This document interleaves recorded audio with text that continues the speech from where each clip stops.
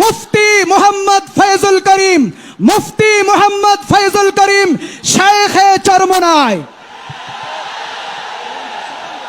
নারে তাকবীর, নারে তাকবীর, আল্লাহু আকবার, নারে তাকবীর।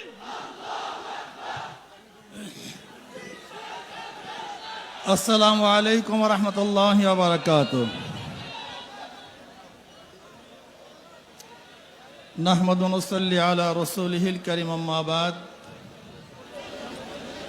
ফাআউযু বিল্লাহি মিনাশ শাইতানির রাজীম। বিসমিল্লাহির রহমানির রহিম। কুনতুম খায়রা উম্মাতিন উখরিজাত লিন-নাস তা'মুরুনা বিল মা'রুফি ওয়া তানহাউনা আনিল মুনকার ওয়া তু'মিনুনা বিল্লাহ। সাদাকাল্লাহুল আলিয়্যুল আযীম। সবাই পড়ে সাল্লাল্লাহু আলাইহি ওয়াসাল্লাম। আয়োজকদেরকে ধন্যবাদ, দিন প্রিয় ইসলাম প্রিয় সবাইকে ধন্যবাদ। শুকরিয়া জ্ঞাপন করছি যে অন্যার মোকাবেলার জন্য আমরা সোচ্চার এখনো আছি। যতদিন পর্যন্ত মুমিন মুসলমানরা অন্যায়ের প্রতিবাদ করবে ততদিন পর্যন্ত গোটা দুনিয়ার থেকে ইসলাম মুসলমানকে ধ্বংস করার ক্ষমতা কেউ রাখবে না, ধ্বংস করতে পারবে না।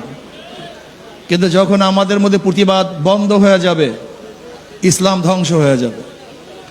যাই হোক, হিজবুত তাওহীদ কি ও কেন, এদের বিরুদ্ধে আমরা কেন সম্মেলন ডেকেছি, কেন এসেছি, বক্তাগণ এতক্ষণ পর্যন্ত বক্তব্য দিয়েছেন, নিশ্চয়ই আপনারা উপলব্ধি করতে পেরেছেন।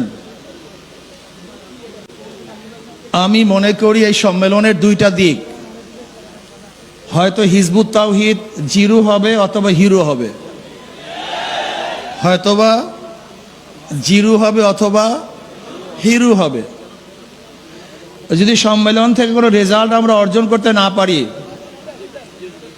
তাহলে এই সম্মেলন মনে করবেন পুরা হিজবুত তাওহীদের পক্ষে চলে গেছে, সে ফেমাস হয়ে যাবে। আন্তর্জাতিক ইসলামের দুশ্মনেরা তাকে লুপে নিবে, তাকে ইসলামের বিরুদ্ধে কাজে লাগাবে। ইসলামের বিরুদ্ধে যত প্রকার ষড়যন্ত্র আছে তার মাধ্যমে করাবে। যদি এই সম্মেলন তার বিরুদ্ধে কোনো অ্যাকশনে যেতে না পারি, তাহলে গোটা সম্মেলনটা হিজবুত তাওহীদের পক্ষে, এটা আগে মাথার মধ্যে নিতে হবে। আর যদি হিজবুত তাওহীদের বিরুদ্ধে কোনো অ্যাকশনে যেতে পারি, হিজবুত তাওহীদকে বন্ধ করতে পারি, ওর মুখোশ উন্মোচন